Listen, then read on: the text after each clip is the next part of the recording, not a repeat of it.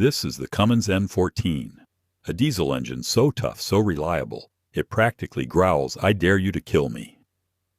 But what makes this 14-liter beast a legend on American roads? Why are mechanics still rebuilding it like it's a holy relic? And more importantly, could it be the last engine you'll ever need? Hey there, whether you're a long-haul trucker, a gearhead, or just someone who respects raw power, you're in the right place. Let's dive in. Let's rewind to the 1990s. The Cummins N14 didn't just enter the game, it rewrote the rules. At 14 liters, this inline-six diesel engine delivered up to 525 horsepower and 1,850 pound-feet of torque. And that wasn't even its final form. It was the workhorse behind Peterbilts, Kenworths, and big rigs that crisscrossed every highway in America. You know you're dealing with something serious when truckers name their engines like their family. The N14? That's Big Red. You don't mess with Big Red. Its real power, though, wasn't just what it delivered. It was how long it delivered it.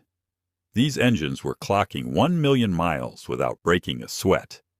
So what made it so bulletproof? 3 words: simplicity, strength, serviceability. First, the mechanical foundation.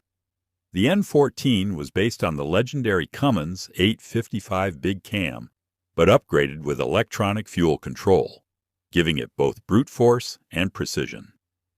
Second, its forged steel internals, oversized bearings, and cast iron block made it basically indestructible. And third, it was built to be worked on. Mechanics loved it because they could tear it apart and rebuild it with hand tools and a weekend. And let's be honest, if your engine needs a laptop to fix, you're not fixing it. You're Googling nearest tow truck. But the N14? Pop the hood, roll up your sleeves, and get to work. Now, here's where it gets interesting. Act 3. The Vanishing Giant and its Revival. In the early 2000s, emissions regulations started tightening. The N14 didn't quite make the cut, not because it wasn't good enough, but because it was too classic. So Cummins pulled the plug. The N14 was replaced by newer, cleaner engines like the ISX. But guess what? Many drivers hated the change. Engines got more complicated, more sensors, more failure points, and suddenly, mechanics started looking backward. And then, something crazy happened. Rebuild demand for the N14 exploded. Shops were pulling old blocks from junkyards, rebuilding them from the ground up, and putting them back into trucks. Why? Because in a world full of tech, people were craving mechanical honesty again. Think about that. An engine built in the 90s, still being reborn in 2025.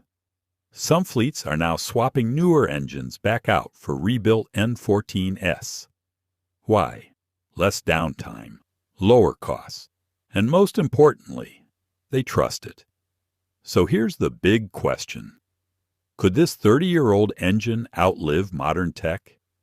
Could the Cummins N14 actually become the last great diesel?